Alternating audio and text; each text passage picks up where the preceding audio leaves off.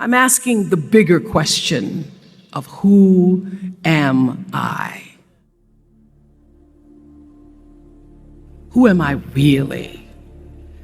My answer is I am God's child. I am that which is born of all that is.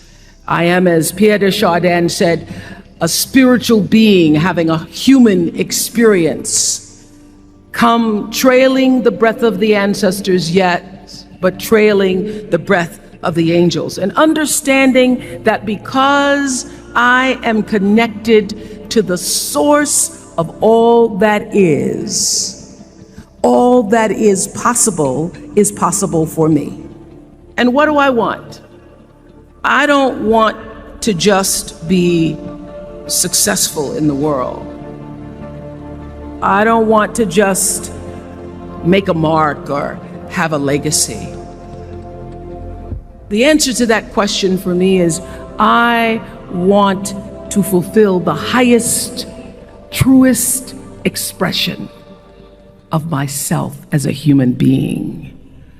I want to fulfill the promise that the Creator dreamed when He dreamed the cells that made up me. What do I want? You must have some kind of vision for your life.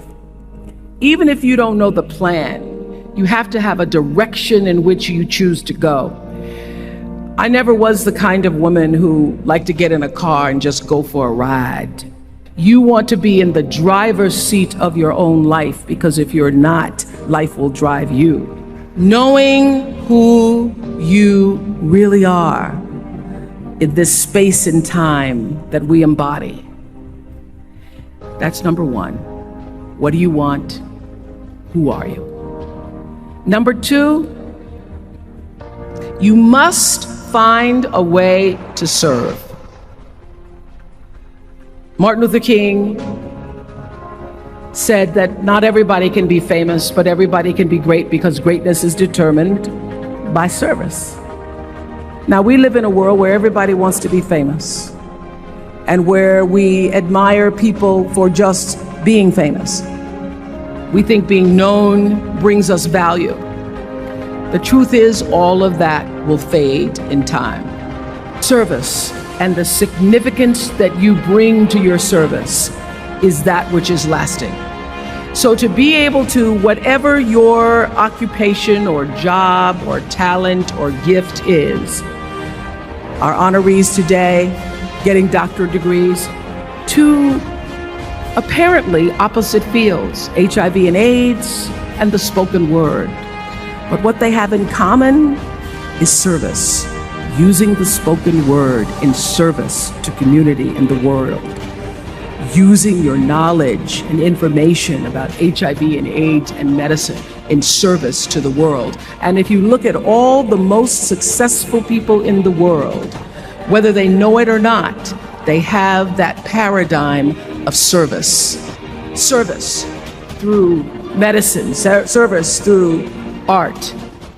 Using whatever it is you produce, your product, as a way of giving back to the world. When you shift the paradigm of whatever it is you choose to do to service, and you bring significance to that, success will, I promise you, follow you. Be excellent. Let excellence be your brand. Everybody talks about building a brand. I never even knew what that was. When people say, you're a brand, I would say, no, I'm just Oprah.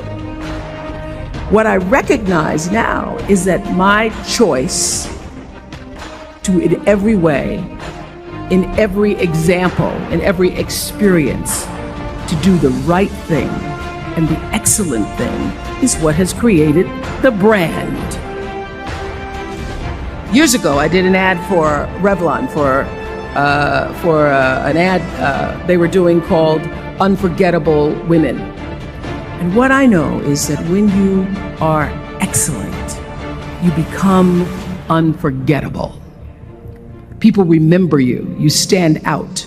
Regardless of what it is, you become an unforgettable woman. And that is what we all want. We want to be unforgettable and not forgettable. So doing the right thing, even when nobody knows you're doing the right thing, will always bring the right thing to you. I promise you that. Why? Because the third law of motion is always at work. For every action, there's an equal and opposite reaction.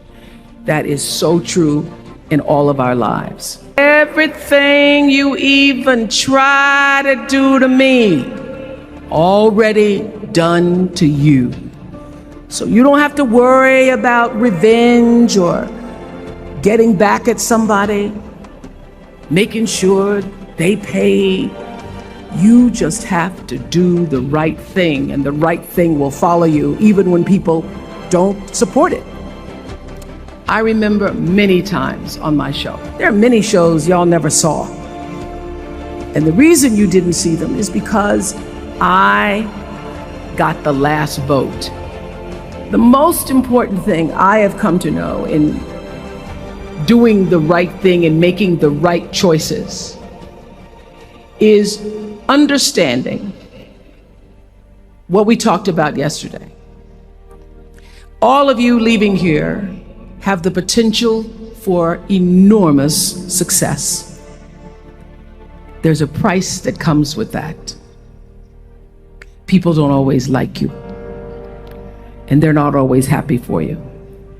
And if you surround yourself with people who are not accustomed to your success, they become fearful, they become scared, because you are reflecting back something to them that they don't recognize.